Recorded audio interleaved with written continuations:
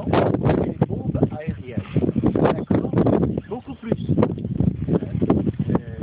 Et naturellement, les bateaux, les croiseurs américains, la technologie américaine était tellement supérieure. Tout cela, ces tirs étaient effectués par des ordinateurs. D'accord? Comme ça. Hein, le canon tourne dans tous les angles, aussi bien vers la terre que vers la mer. Hein? Voilà, par exemple. Hein? Voyez-vous ici, est-ce que vous voyez un canon en position? Hein? C'est ce qu'il y avait là. C'est ce qu'il y avait là au début. Et l'aviation américaine, l'aviation alliée, les Alliés vont bombarder ces sites. Même s'il y a un filet de camouflage, on arrive à repérer ces sites par la photographie aérienne. Très très important, la photographie aérienne, pendant la Seconde Guerre mondiale. Mais aussi pendant la guerre du Golfe, la photographie aérienne, et aussi les brouillages électroniques. Hein, c'est très important. Alors, et pour bombarder ces sites très dangereux, qui tiraient sur Londres, qui devaient tirer sur Londres, là, l'aviation américaine et britannique va utiliser, cette aviation va utiliser des bombes extrêmement puissantes, encore plus puissantes que celles lancées par les bateaux. Des bombes qui faisaient 6 tonnes. Et vous voyez un peu, et qui arrivaient à percer plusieurs mètres de béton. C'est incroyable.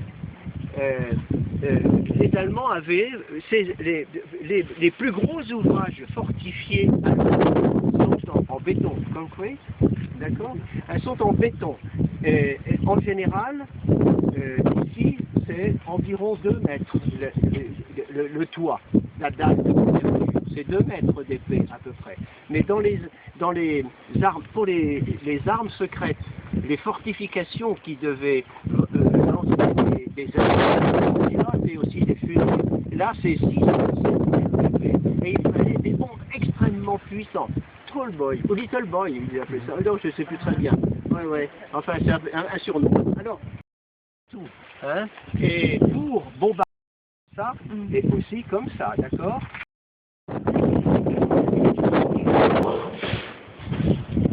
Oh là. Il y a des priorités. Hein, et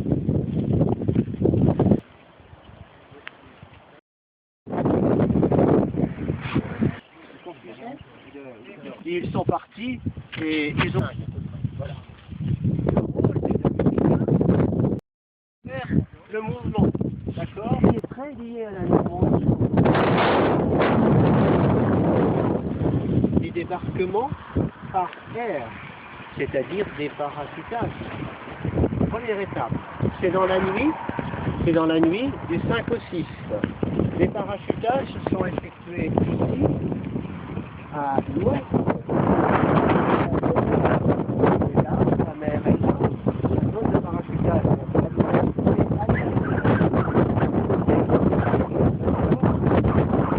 Les parachutages avaient pour objet de détourner l'attention des Allemands de la mer et de les faire se retourner vers l'intérieur, ce qui devait normalement faciliter les débarquements sur la plage.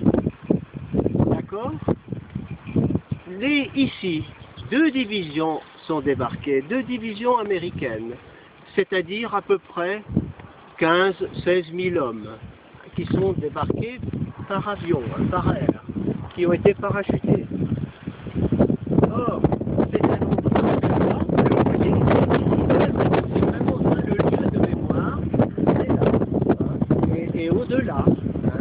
Et c'était bien fait, puisque c'est tout plat, et pour les parachutistes, c'était parfait. C'est-à-dire que les parachutages, ceux qui ont payé le plus de leur vie dans l'opération du débarquement, ce sont eux, ce sont les parachutistes. Ce sont les premiers à arriver. Mais les parachutages ne se sont pas passés tout à fait comme dans les répétitions. Cette nuit-là, du 5 au 6 juin, il y avait beaucoup de nuages, beaucoup de vent. Et les avions sont partis d'Angleterre, remorquant chacun un planeur. Ils sont arrivés par la côte ouest. Est-ce que vous voyez le continent, c'est une presqu'île comme ça. Arrivaient les avions venant d'Angleterre, ils traversaient, se rencontraient. Et cette nuit-là, comme je vous l'ai dit, il y avait des nuages, il y avait du vent, des nuages qui empêchaient de voir les balises, des balises lumineuses qui avaient été déposées par des parachutistes, par des premiers parachutistes, par des équipes de parachutistes qui avaient pour objet d'installer au sol, dans la zone de parachutage, des balises lumineuses que devaient voir les pilotes. Il y avait des nuages, ils ne l'ont pas vu, et puis il y avait du vent, et tout d'un coup, les Allemands se sont mis à tirer. C'est ce qu'on appelle la flak, je ne sais pas si vous connaissez le mot, hein, c'est exactement les anti-aircraft guns, hein. Ça s'appelle la flak en allemand. Et la flak a tiré sur les planeurs, et les pilotes ont eu tendance à faire des zigzags, ils ont été trop vite, et de ce fait, les parachutages ont été très dispersés, énormément dispersés,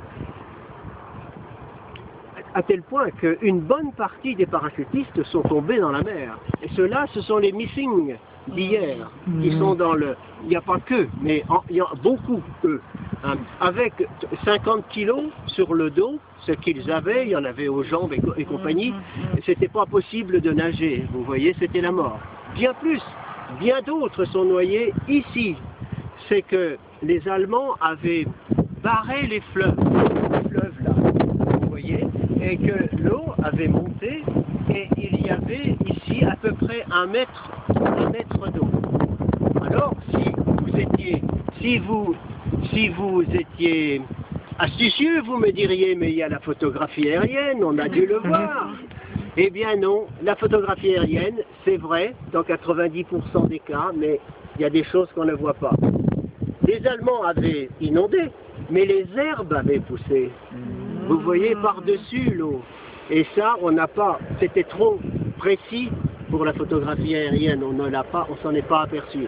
Donc, il y a des noyés ici, des noyés dans la mer, et ces opérations ont été désastreuses, mais il n'empêche, et une grande dispersion, hein, les morts, mais la dispersion, si bien qu'au lieu d'avoir 5-6 000 hommes ensemble, c'était 200 ou 300, dans le meilleur des cas.